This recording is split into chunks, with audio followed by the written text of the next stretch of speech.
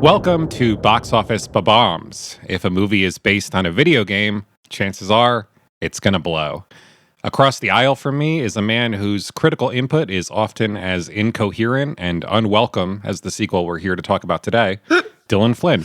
And across the aisle from me, a man whose mom is so ugly that when she fought Scorpion, he said, "Stay over there." Oh, that's a classic one. Mr.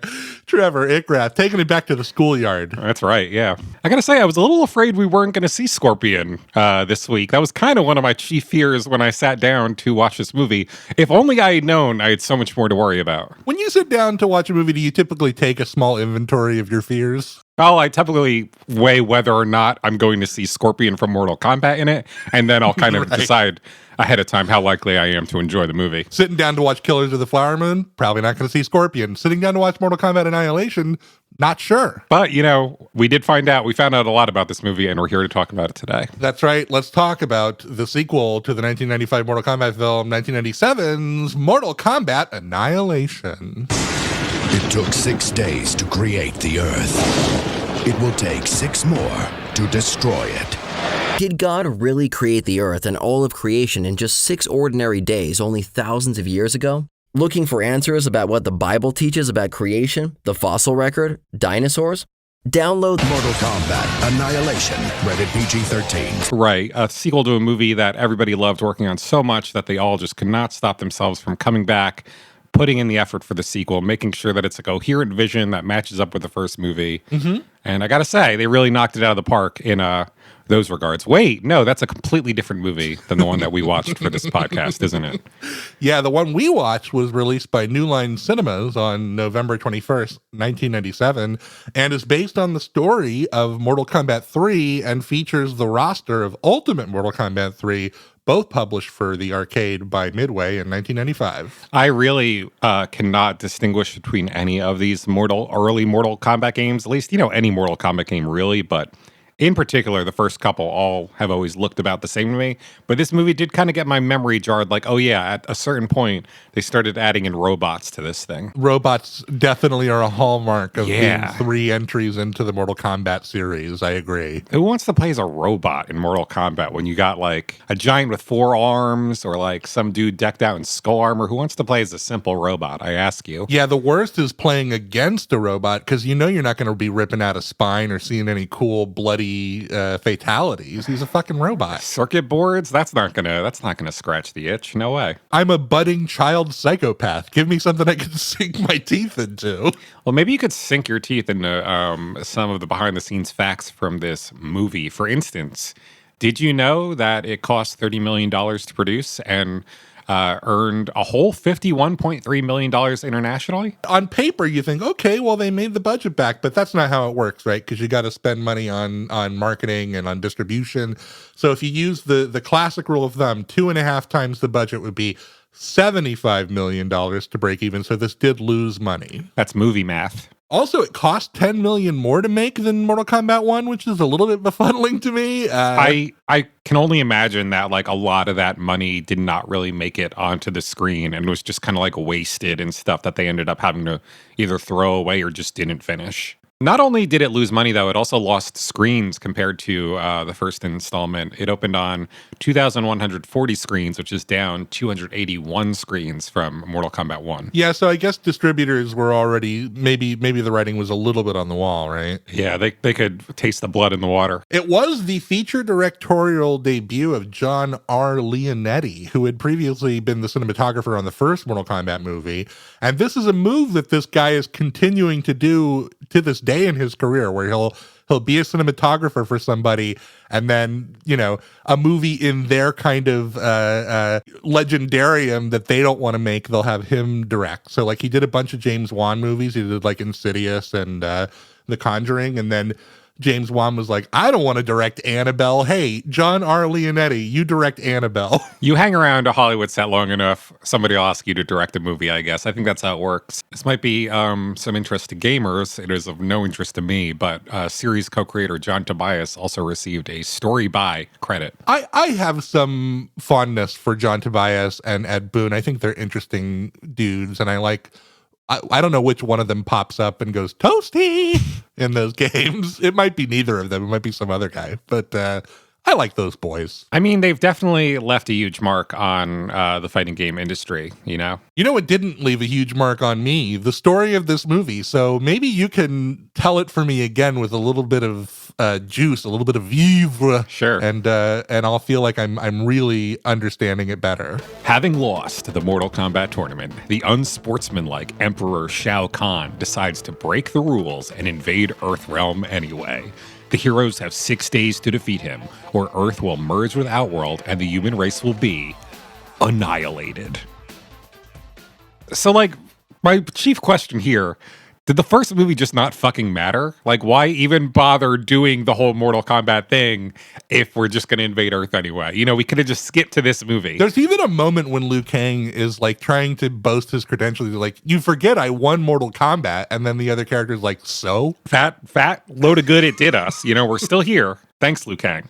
Speaking of Liu Kang and the gang, let's talk about these characters. Blaze through them if we can. We already mentioned him. Yeah, Liu Kang, played by, again, one of the only returning actors to this cast, Robin Shao. Yeah, it's weird, too, because not only, I didn't catch this the first time around, not only is he the actor who plays Liu Kang, he also is the fight choreographer in the first movie and in this movie. Oh, okay. So, you know, maybe he was a little more invested than everybody else. I guess so. He wanted to see a certain level of quality that the other personnel didn't give a shit about. Then you got the other returning cast member, Princess Kitana, the daughter of the powerful Outworld royalty figures and the key to stopping Shao Kahn's plan.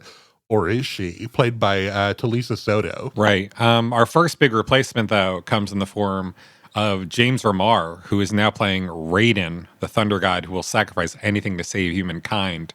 You put a little note here that he played Dexter's dad on Dexter. Were you a Dexter guy? That's right. I immediately pegged him for that. I'm like, oh, that's Dexter's dad. What a weird person to be in this movie. The only thing I know about that show is that the ending was terrible. I wonder if it's worse than this movie. We've got Sonya Blade again, Special Forces agent who struggles to be a team player, played by Sandra Hess. I really feel like they kind of, I don't know, she was one of the characters who felt like she got a little more whittled down. I think this lady, Sandra Hess, she's like Scandinavian or something, but she definitely does not have much screen presence. Although I do think, for what it's worth, she looks a little bit more like Sonya Blade's sprite from the games. I mean, the costume felt a little more recognizable this time around, I think.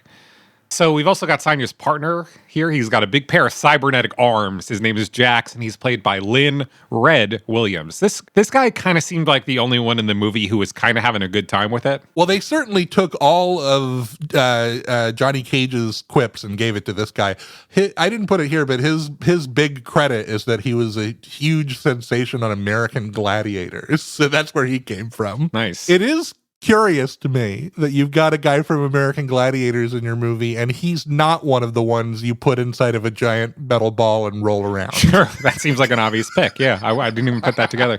You didn't even put Johnny Cage here in the cast list, I guess because he's killed off in the first, 3 minutes of this movie. Yeah, what do they do in killing Johnny Cage? I mean, you do have a very large cast of characters that you need to juggle here. I just don't know if Johnny Cage is the cut that I would make. Let's keep going, though. We're down to the bad guys now. We've got big man himself, Shao Kahn, the tyrannical emperor of Outworld, played by Brian Thompson. This guy's got a weird mouth and a weird jaw. I was debating talking more about Shao Kahn in my tier list. I don't think I'm going to be doing it, but for my money, this guy had to have been the worst villain we've seen in one of these movies yet, which was kind of a big letdown for me because one of the key things I've always taken away from the Mortal Kombat franchise, not really having engaged with the games in any meaningful way, is how cool Shao Kahn looks as a villain. He's basically like Shredder from Ninja Turtles if you made him a little more Indiana Jones core goth. But man, the depiction of him here, I don't know if this is true to the game, but he seems like a low-rent Vin Diesel who's kind of always getting yelled at by his dad. I know the thing that they really fuck it up by making him constantly emasculated by his more powerful father. They turned him into a fail son. I would also argue that it's not that hard to make Shao Kahn cool in a movie. You just need a better mask than they gave him and to have him keep wearing it. He's supposed to be like Darth Vader. Speaking of the guy, Shinnok, Shao Kahn's father and the elder god of death, played by Reiner Schone. Who gives a shit about this character, right? I mean, if he was like really playing up that he was a scary death god, maybe. This is a movie about parents, though, you know? Because we've also got Queen Sindel, Katana's resurrected mother, played by Musata Vander. She's got a fun kind of Rita Repulsa over the top cackle thing going on, I think. Yeah, she's a little like cunty, as the kids say these days. Sure, she's serving major cunt, as the kids often say. Even more cunt being served probably by Jade, a femme fatale and double agent, played by Irina Panteva. I thought that this character was a little bit more interesting in her costuming, in her fighting, in her very weird accent and strange haircut. In a movie where many things were washing over me, I kind of noticed Irina Panteva a little bit more. Sure. This is a movie where a lot of characters just kind of show up. They sure do. Her character is one who just kind of shows up. Yeah. And some of them don't even stay around very long. Case in point, we've got Nightwolf, a Native American anamorph, played by Lightfoot. Is just one single name for this guy, Lightfoot? Yeah, I think they went ahead and cast, like, you know, an actual member of a tribe, which is always nice. This was one of the crazier elements of the movie to me, though, because so at one point, Liu Kang goes to this Native American fighter guy, Nightwolf, to like learn the ways of the Force, basically. And Nightwolf is like, I will give you 3 tests, and then, like, you know, the powers will be like revealed to you. And we get 2 tests. And then there's never a 3rd test, and it's never again referenced, and Nightwolf never comes back. They could have changed that line of dialogue. They could have looped it. Yep. 2 tests. There is a really funny line, too, when he, like, sneaks up on Liu Kang as a part wolf and, like, attacks him briefly, and then they struggle and then break apart. And he goes, pretty cool, huh? It's my animality. Great. Then finally, we've got kind of like a rogues gallery, a who's who of like second tier villains here that we can just kind of run through. Yeah. We've got Motaro, who is a centaur, but he's kind of a fucked up centaur with a big scorpion tail. That's right. We've got Shiva, a 4-armed lady who talks to me and talk, but she is kind of squished like a bug in 5 seconds. Oh my God. Yeah. Like walks into a room, immediately killed. Yeah. Sub-Zero, this is not the Sub-Zero from the last movie who you will remember died, but this is his brother. I think that is actually real Mortal Kombat shit, right? Like, yeah. Sub-Zero's brother becomes Sub-Zero at one point. If you were as afraid as I was that you weren't going to see him in this movie, have no fear, because Scorpion does pop back up for a single scene. Yep. He's never again addressed in the film. He just pops back up, grabs Katana, right? Yeah, and damsels her away. I mean, talk about like paper thin fan service to get the boys in there. We've got Rain, a purple ninja. We've got Ermac, a red ninja. We've got who's this guy? Noob Saibot. Noob Saibot. That's a George Lucas ass name. I'm excited to tell you that Noob Saibot is Tobias and Boone backwards because of John Tobias and Scott Boone. Brilliant. That's great. Melina, a pink ninja, and then we've got Smoke and Cyrax, a gray and yellow robot, respectively. Boy, those guys, they sure are there, aren't they? So let's talk about the movie's critical reception. Why don't we? Sure. On Rotten Tomatoes, it received a stellar 4% critic score and a surprisingly generous 24% user score. Definitely the lowest critic score we've had so far, but I think Street Fight had a 20% user score. So according to Rotten Tomato users, this movie better than Street Fighter. I thought this movie made Street Fighter look like Shakespeare. What did other critics think, Trevor? Bob Heisler of the LA Times said, "More than a few hands will reach for a joystick to get more involved. But alas, this is not a game. It's barely a movie." Did you reach for your joystick while you were watching Mortal Kombat? I waited till after it was done, and then I rewound to the mud fight scene. Rotten Tomatoes user Angel L says, "I think a movie." These are always such a joy. "I think a movie is all right. Animality is kind of scary, but I know this movie ruined actors and actresses' careers. Well, I have a opinion on Liu Kang.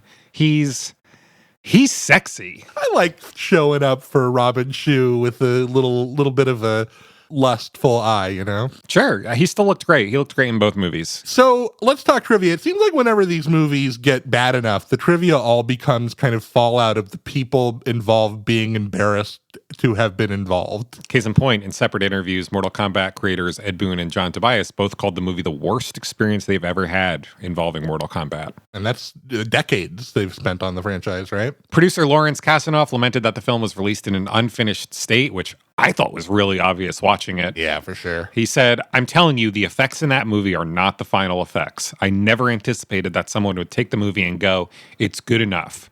We weren't done. We never finished that movie. But the studio said, we don't care. We sacrificed quality for business." Studio fuckery, right? But yeah, this movie looked really bad. I was Oh my God. shocked by how bad it looked. Like from the opening scene, like really bad green screen work, I think. I don't know what it was. Yeah, within seconds, you're like, what in the fuck is going on here? Somebody else who was mystified by it all, Mortal Kombat 95 director Paul W.S. Anderson later expressed regret that he passed on directing the film. And he actually said that Mortal Kombat Annihilation's failure kind of inspired him to stay on directing those Resident Evil sequels because, in his words, once your name is attached to a franchise, you'll always feel partly responsible. It's better to stick things out through thick and thin. Yeah, where were you, Paul? He was directing Event Horizon is what he was doing, which I actually think is kind of a good movie. Some people really hate it, but it's got like a fun body horror sci-fi nightmare shit going on. Yeah, I've never seen Event Horizon. It's kind of on the list of like sci-fi movies I should get around to, but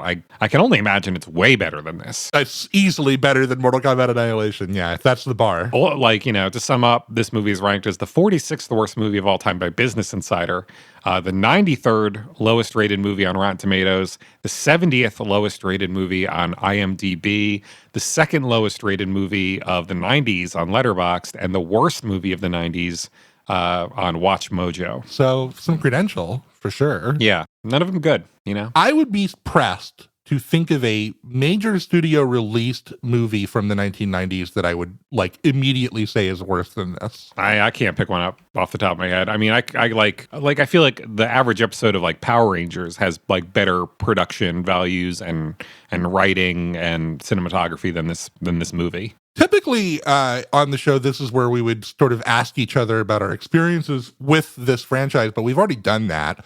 I was kind of thinking maybe I could just talk about playing Mortal Kombat 2 here, though. Sure, yeah. So last week, Frankie Frayne was on the show, and he did mention that Mortal Kombat 2 is way harder. I kind of wish Frankie was here today because I would love to hear his perspective as a child of the 90s, like super into this franchise, probably going to see this movie day one. Like, what the fuck? I've been having nightmares where we have a guest on this episode, and he turns out to be somebody who like really has like a lot of childhood nostalgia for Mortal Kombat Annihilation, and boy. My non-confrontational ass is like, yeah, I do understand why somebody like who liked this movie as a kid would still have a lot of like, warm feelings for it. You get steamrolled by the fucking fandom dick sucking. I'm pretty sure Frankie Frayne thinks that this thing's an abomination, though. Sure. I played Mortal Kombat 2. I agree with Frankie, too hard. It took me forever to beat the first fucking match against Scorpion. Like, I was just trying to figure out what my high kick was, what my low kick was, and he was fucking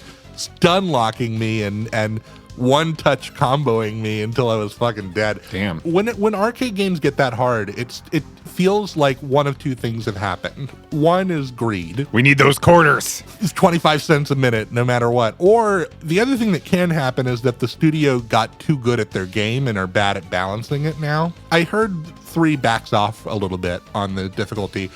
But I did have some success with a character who is, I guess, in this movie, Baraka. He appears very briefly. Oh, is he that guy with like the knives in his hands or something? He's the guy with the fucking Spirit Halloween mask with the big teeth who attacks them when he tries to rescue Kitana. Okay. He had like good enough reach that I was able to stay away from Scorpion long enough as he tried to make me get over here to beat him. But then like immediately I started dying on the second match, and I was like, fuck this and fuck you. So that's the end of Mortal Kombat for me for now. But let's get into our tier list, why don't we? Yeah, let's discuss things that didn't work, and I guess perhaps things that did work about Mortal Kombat Annihilation. You begin us this week with the F tier. What's the worst thing about this movie? I've been interested to hear where you came down. Well, I debated a long time about what I was going to put in my F tier. Certainly, this movie has no shortages of things that are ripe for the picking when it comes to this category. I ultimately wound up going with just like the casual misogyny that pops up a few times. Like we've watched like 4 or 5 of these things now.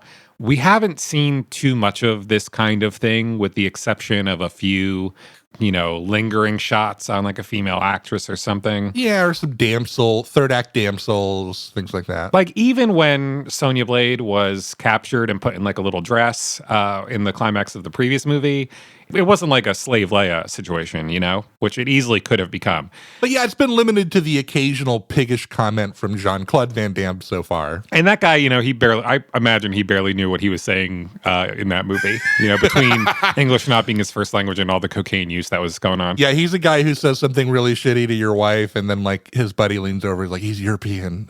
That's different over there. That's a compliment where he comes from. But yeah, in this movie, like not only do we have this infamous mud fight scene between two of the female characters, Melina and Sonya Blade. How could you forget Melina, the pink ninja? Right. But even it pops up in like the weirdest places too, like when Raiden of all characters first meets Jade, I think, right? He's like, right. Nice legs. Can they kick as good as they look or something? You're like, a thunder god. What are you doing? Exactly. Like this character, you're telling me this character, this immortal thunder god is like, hey, nice pair of legs. That's like, you wouldn't have gotten that from the Highlander guy for sure. No, for sure not. Yeah. Although if he had and then he'd been like, hey, sorry, it would have been kind of funny. He would have apologized immediately. Yeah. So that stuck in my craw. There was also that moment after the mud fight scene where Jax, Sonya's partner of years, people who I imagine are like very like professional friends and have seen each other like through thick and thin. He's like, well, I gotta admit, you do look good in mud. Yeah, that's so fucked up. Not something you say to your friend or like someone you're working with in a professional basis, So yeah, F tier, just the casual misogyny in this movie. Into the D tier. I'm going to put this film's complete absence of story structure into the D tier, Trevor. What would you say if I asked you point blank the first act of Mortal Kombat Annihilation entails? When does it end and what does it cover? Probably, I would have to say the first act, definitely, the opening scene where Shao Kahn shows up, kills Johnny Cage.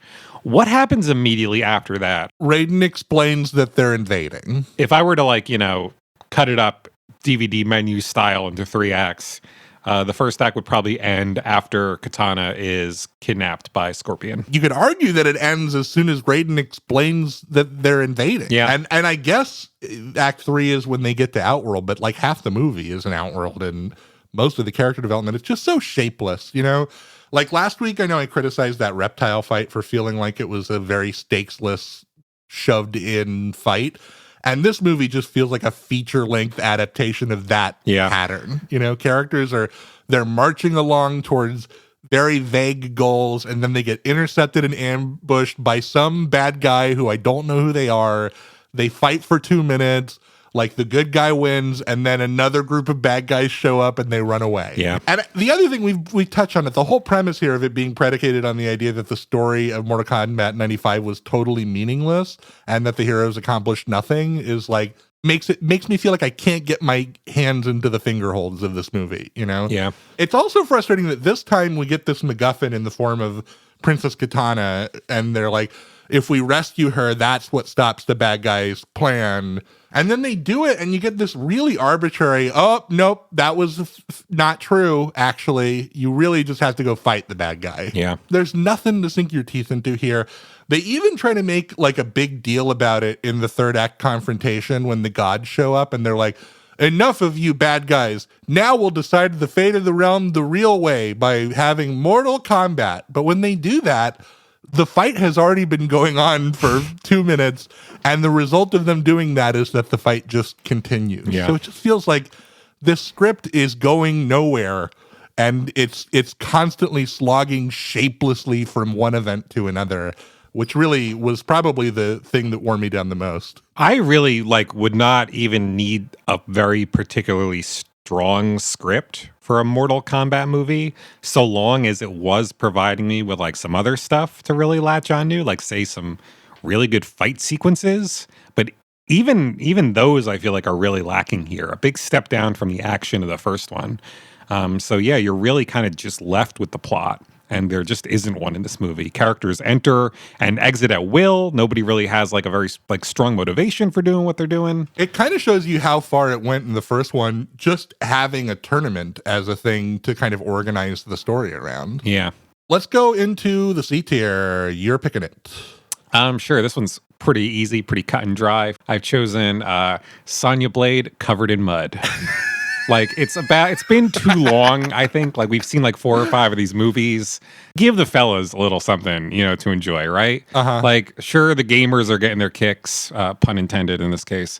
But, I want to see some TNA. It was the 90s. It was a different time. You were allowed to get away with a little more.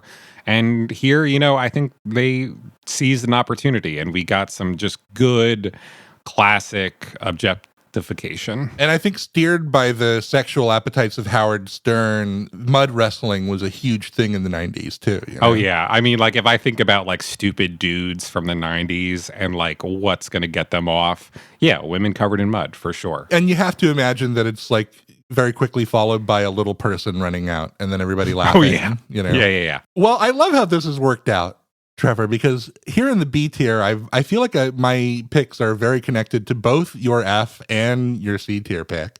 Okay. I knew that I had picked the right thing to put in the B tier this week because when it occurred to me, my first reaction was, I can't say that on my podcast. I'll be ashamed if I do. I'm picking Sonya Blade actress Sandra Hess's breasts to put into the B tier. In Bridget Wilson in the first Mortal Kombat movie, she wore like tactical gear and maybe some black turtlenecks. She looked like a special forces agent. Sure. But they really pivoted this time. They put her in a very thin, sleeveless white t-shirt with no bra, and her nipples are essentially protruding for the entire runtime of the film. Yeah. I think philosophically, this is probably not a good thing because obviously this movie is made for children and Sonya is the strongest female character in the film. So, overtly sexualizing her probably has a negative impact on like formative minds. The movie is just such a miserable thing to sit through, and it's so assaultively visually unpleasant that I have to be honest to my experience and just be like, seeing boobs on the screen was a little oasis for me. You just need something to get you through, This is not as objectively bad looking as everything else that's in this frame. How about that? I like to picture maybe like, I don't know, either the director or maybe more specifically the costume designer just fielding kind of like a round table of questions and one being like, tell us about some of the decisions you made for the Sonya Blade character. And then being like, oh yeah, well actually, I'll never forget this first day on set. We had a breakthrough moment where we realized we should be having her wear a shirt that was one size too small for her body. And then like all the people asking questions just ducking down their heads and just furiously taking notes like, oh. I don't know if you caught this, but there are a number of one-shots of that actress in the movie. Like when she's in conversation, you do close-up inserts where the camera, the shot like begins just above the nipple line. And you have to imagine like, oh, they cropped this in post because it was like too ridiculous what was happening with those nipples in this shot. Shameful and a real kind of a low watermark for the podcast so far. But hey, let's soldier on. Let's go to some high water marks. What do you put into the A tier when you're talking about Mortal Kombat Annihilation? And did you have a harder time doing these top tiers as I did? No, because I found the movie, like as bad as it was, quite gracefully like delivered me my highest tiered pick on a silver platter. It was the one moment of the movie I enjoyed, and I enjoyed it so much that I had to rewind it. It's the final moments of that ridiculous scene where Scorpion appears out of nowhere, back from the grave, kidnaps Katana. He's about to abscond with her through a portal or something, and he just screams in the Scorpion voice, "Suckers!" So yeah, my A tier pick is Scorpion screaming "suckers" as he kidnaps Katana and teleports away. Ed Boon really holding it down when he's playing Scorpion, isn't he? Has he ever said that in the game? I don't think so. I think it's come here, get over here, and that's about it.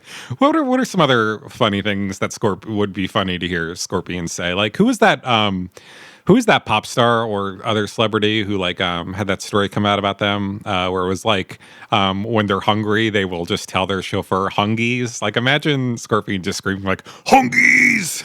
I've been trying to reach you regarding your car's extended warranty. This is Scorpion from Sweetwater. We're just calling to see if you're enjoying the XLR cables you purchased." Oh boy, I feel so dubiously honored to be responsible for the S tier this week, Trevor. I'm very curious to see what you selected for this one because it couldn't have been an easy task. I'm picking the moment where Jax rips off his own cybernetic arm during his final confrontation against Motaro the Centaur. Yep. For one, it feels like the only moment in the entire movie where a character's arc has like been explicitly set up and is now being paid off. Sure. Yeah. Raiden tells Jax, like, your arms don't give you that strength. So I'm already perking up when I see him suddenly in a position where his arms are in question. I'm like, oh, storytelling? Is that what's happening here? Mm-hmm. And it's hard to believe that I am saying this because I think for the most part, this guy seems like he's been reading his lines very badly off cue cards, but I think it's a really powerful piece of nonverbal acting from Lynn Red Williams. The way that he kind of like, he's being mocked by Motaro because Motaro like damaged one of his arms. He's like, yeah, no, I'm going to kill you. You can't do anything. Your fancy arms are all fucked up. And he looks down. He looks kind of ashamed at first and like a little scared. And then like, you see his brow tighten as he finds some kind of inner resolve and, he pulls something from deep within to become victorious. To me, it's an easy S tier pick. It's genuinely the only moment in the movie where I feel like the filmmaking is functioning here. I felt something stirring in me that I did not feel the rest of the film. It comes together in performance and storytelling in a way that the rest of the movie just doesn't. Also, those arms are really gross to look at, so I'm glad he ripped them off. I was surprised when he did rip them off because I thought those were just his arms from that point on. Like, yeah, apparently they were just like sleeves. Yeah, that's like, so what that he's ripping them off? He's just going back to his normal arms. It's so weird too when Sonya like first finds him in whatever the classic example of how wacky this script is. I got to go find my old partner, buddy, so he can help us with the fight. He just happens to be going through this extremely sci-fi surgery where he's having like prosthetic metal sleeves grafted onto his arms. And then she has this insane line when she finds him where she goes, what the hell have you done to yourself this time? This time? Yeah, it's like, oh, he's always up to something. Always giving himself cybernetic augmentations, that partner of mine. What other extremities of this guy have been encased in steel? It is time for getting into our ratings. Let's do it. Starting off with graphics, this category judges the overall artistic quality of sprites, animation, and background scenery in the movie. We just kind of like, we use the GamePro game rating system, we should probably say, from the 90s. We've adapted it to talk about cinema, so. Yeah. So graphics, how'd you feel about this movie's graphics? I know I did not like them. I think it's one of the most ugly looking films I've ever seen in my life. Yeah, this was not a tough call for me. First time, I think I'm going to go to one of the very extreme ends of this scale. I'm going to give the graphics a 1. Just so you know, you can't go any lower in the Game Pro. Right. We can't give it 0s and 0.5s. Yeah, the unfinished special effects, the CGI monsters look even worse than Reptile did in 95, those fucking gargoyles. Yeah, hard to believe it could have gotten worse, but they found a way. Constantly awful looking composite and blue screen shots. Very bad editing. It always feels like we're shoving reaction shots in there where like the character eye lines are not matching the action they're supposed to be watching. And yeah, the practical effects are also ridiculous. We mentioned Baraka. He wears like a real Spirit Halloween ass mask in this movie. Such a step down from that Goro stuff. Yeah. Shao Kahn, his mask also looks cheap and shitty. 1.0, I got to go with you. This is the bottom of the barrel for sure for graphics. So what do you think about sound this time around? Because I feel like we were both pretty hot on the sound in the last movie, and I feel like they didn't necessarily do a lot to change up the formula, but also they didn't do anything to make things better. So I do kind of feel like I needed docket points for that. I'm not going to judge too harshly here. I'm going to stick with just like a 2 on this one. Yeah, I feel like if we didn't have Mortal Kombat 1 to compare it with, this might be scoring a little higher for me. There's a little bit more like butt rock guitar in the score this time around, which I'm not super into. Yeah. Techno Syndrome over the New Line Cinemas logo, it still hits. Yeah. Here's a place to talk about this. Robin Shu's Liu Kang performance in this one seems so much whinier to me. Well, for one, he's not a native English speaker, and they're asking a lot more of him in the script. But he's always sounding like I want to fight Shao Kahn, but I don't know if I can. I get it. I mean, if I were this dude, I would be really fucking pissed at this point, you know? My brother's dead. I conquered an entire, like, supernatural tournament. I won Mortal Kombat. He won the tournament, and now he has to go through an entire shitty sequel of content on top of all that. So I guess I'll go all the way up to a 2.5 just for the immortal techno syndrome over it all. But yeah, obviously a step down. So next up, we've got Control. We kind of use this as a category to gauge how much this actually feels like a video game. Mm-hmm. Is it me, or did this feel less like a video game than the first Mortal Kombat movie? Yeah, I think getting rid of the tournament element really hurts the video gaminess of it. I also didn't notice any scenes where they were like trying to shoot it specifically like a fighting game, which was kind of a little disappointing for me because I did really enjoy how much that was featured in the first one. If anything, more than an adaptation of a video game, Trevor, this script feels more like the screenwriters were watching like me and my friends pretending to be Mortal Kombat characters at recess, like over a number of weeks of recesses, taking very careful notes, you know, like, oh, okay, so she was a bad guy, but then she said she was a good guy, but then later it turned out she was a bad guy. Okay, let's do that. And then like, the good guys won, but the bad guys are saying, nuh-uh, we're going to invade anyway. So we'll definitely do that too. I would be shocked if even, you know, you and your schoolyard pals in the stories and games you would play with each other, I would be shocked if there was the amount of inconsistency in those as there is in this movie. Yeah, we would remember from recess to recess where things had left off. At one point, you guys would go, no, that's a little too dumb, which is not something anybody ever said while making this movie. I guess I'll give this like a 1.5. Yeah, 2.0 maybe, because again, we are getting costumes, we're getting a bunch of characters, this fan service. Maybe I'll give it a 2. Fun factor, are you going to have a good time? Pretty easy to rate. I'm tempted to go with a 1.5 because I feel like there are sick perverts out there who will watch this movie and enjoy it. But I'm going to give this a 1 because I did not have fun, and I doubt I ever could. Very early on in the film, when those bad VFX were hitting, I was chuckling a little at them before I kind of got beaten down by the experience of the rest of the movie. It's very kind of like Tim and Eric looking in a way that I could see tickling you if you're into that kind of thing. Sure. I did crack a smile. There was a moment that made me crack a smile, a bad line of dialogue that made me crack a smile. It's when Sonya Blade, she specifically sees Raiden's tattoo and says, wait a second, that tattoo, I've seen it before on a robot and a woman. They both tried to kill me. So I feel like if you come in this movie as a real so bad it's good aficionado, the bad effects, the bad writing, maybe you can have some fun. For that reason, I will go up to a 1.5. The concept of a robot having a tattoo is kind of worth the 1.5 alone, I feel. I've never heard of that before, a robot getting a tattoo. Finally, we should rate the challenge, the average skill level necessary to play the game, or in our case, get through the movie. Yeah. We don't go on a 1 to 5 scale on this. We use the challenge scale from GamePro, which is beginner, intermediate, advanced, expert, and the still elusive adjustable. Really, the MacGuffin of this podcast is to find an adjustably difficult movie. Yeah.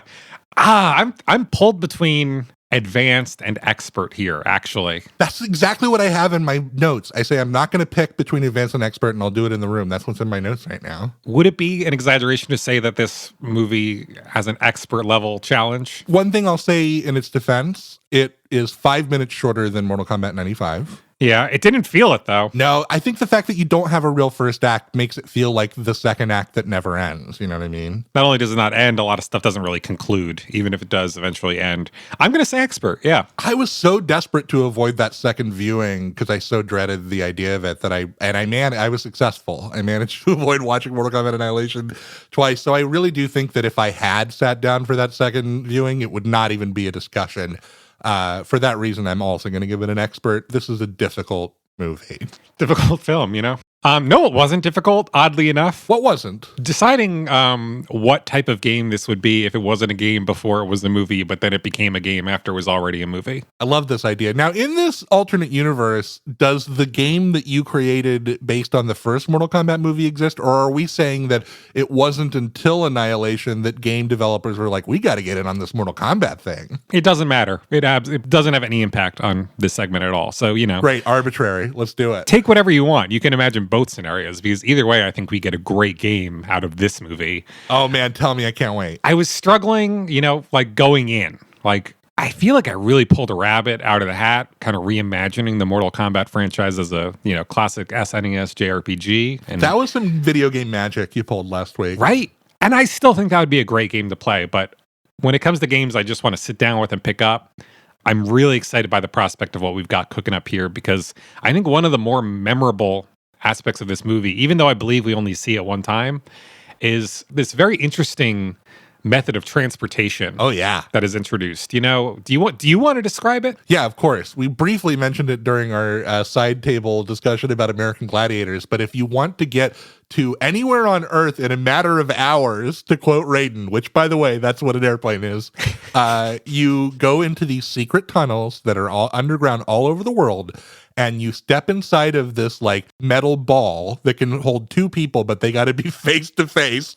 And then it just starts flinging you through these tunnels, rolling, spitting you out suddenly in a chamber that's full of lava. And one of yours like, lean hard right to get to the next tunnel. And then you lean hard right, you go through the tunnel. Assumedly, if you don't, you just smash against the wall or fall into the lava. I'm not sure. Tell me that wouldn't be the coolest concept ever for like a Super Monkey Ball-esque game. Oh yeah, totally. A challenge platformer. My first thought was like, oh, maybe this is the blueprint for like the Mortal Kombat pinball machine. Okay, yeah. But so much more fun, I think, would be Super Monkey Ball experience. And we don't really have too many of those, right? Like a Marble Madness comes to mind as an adjacent experience. The other thing that Super Monkey Ball does not have that this could is over-the-top gore. Oh, yeah, that would be really fucking sick. I don't know how you would incorporate it.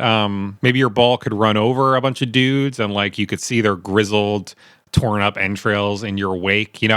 I imagine you would take on different, you would get different stat boosts or upgrades or something depending on which Mortal Kombat character you put in the ball. Oh, yeah. Maybe Scorpion can use his reach thing to pull the ball to different places or something. Who knows? But yeah, Super Mortal Kombat ball action. Fired up. Let's say I'm working for Midway. It's 1997. Yep. I'm playing the first playable demo of this game, which they're calling Mortal Kombat Annihilation.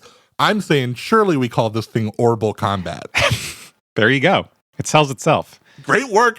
I got to say, for the Mortal Kombat franchise, you fucking nailed both of these. I want to play both those games for sure. We're putting together a pretty good games library here, I think. And our library will only continue to build as we move forward to the next video game movie. I'm assuming you still have not been spoiled on what's coming next. I don't, but I do know for a fact that it's not Mortal Kombat 3. That's true. This one lost enough money to avoid that hellish future for us. I can handle whatever you're going to throw at me in the wake of this. Whatever you got, hit me with it. Perhaps we'll go from groans all the way to head scratches next week, because we're skipping 1998. First of all, we're blazing through the 90s, going all the way to 1999. Okay. We will be watching a film based on a video game of the same title called Wing Commander.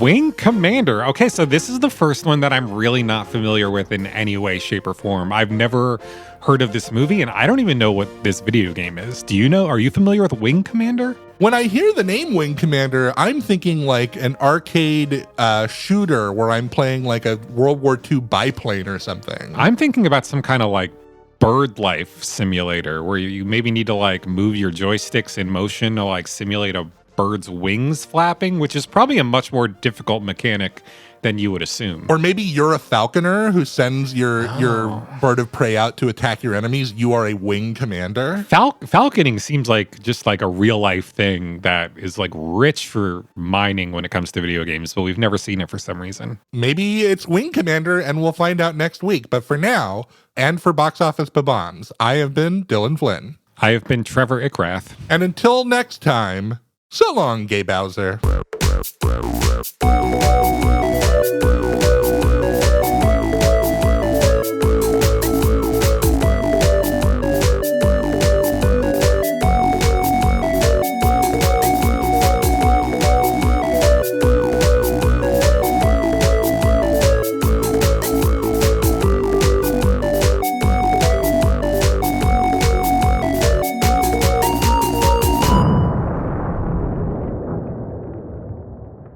This has been a production of The Lighthouse Keepers Company. Culture illuminated.